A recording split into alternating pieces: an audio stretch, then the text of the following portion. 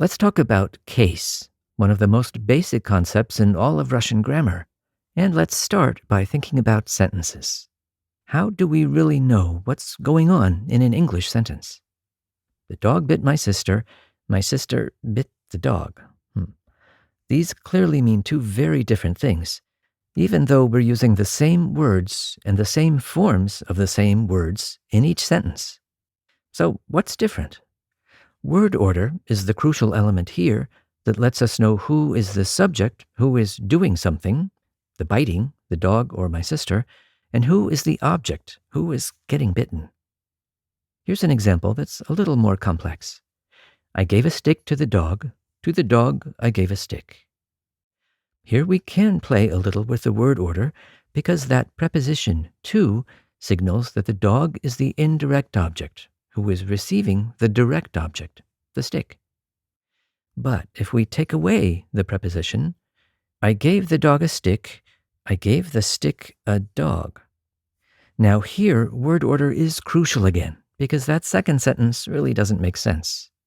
So, for the most part, English uses word order and prepositions as signposts to let you know what's going on in the sentence, who was acting, who was acted upon directly, and in general, what the relationships are between the words in the sentence.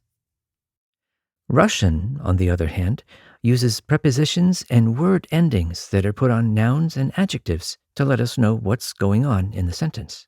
Here's a simple example. Sasha loves Tanya. Now in English, if we put Tanya first, that would change the meaning. But in Russian, we can change the word order without changing the essential meaning. Sasha любит Таню. Таню любит Sasha. That a ending shows that in both of these sentences, Sasha is the subject. And this u sound in Tanyu shows that Tanya is the direct object in both of them. So we know that Sasha loves Tanya, but not necessarily the other way around. We don't know. And that brings us back to case. A case is just a set of endings that expresses one or more of these relationships. The nominative case is used for subjects. Direct objects are usually expressed with the accusative case.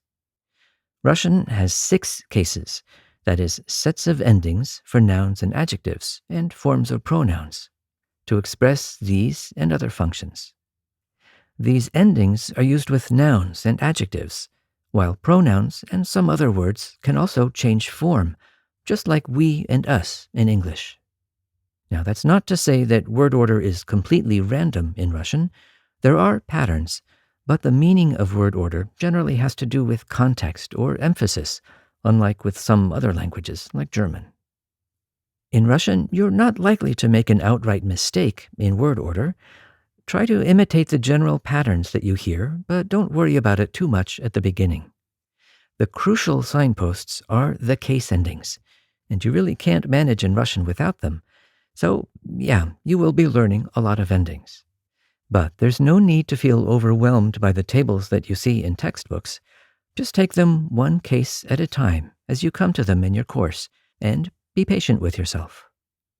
If you have oral drills like those found in some textbooks, remember, they're not just homework to go through once and be done with.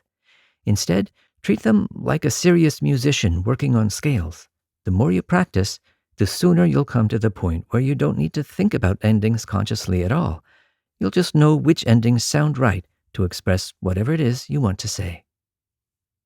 Summing up, in any language, we need to distinguish who or what is acting from who or what is acted upon, or location from direction, and so on. Some languages, like English, use a combination of word order and prepositions. Russian generally uses prepositions and word endings. The 6 cases of Russian are sets of these endings and forms to express the relationship of words in a sentence.